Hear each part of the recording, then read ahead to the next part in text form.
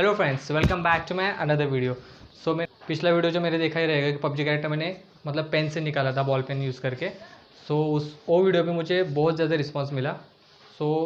उसमें कुछ वो वीडियो पे कुछ कमेंट भी आए कि पबजी का और एक कैरेक्टर निकालो, गर्ल कैरेक्टर निकालो करके।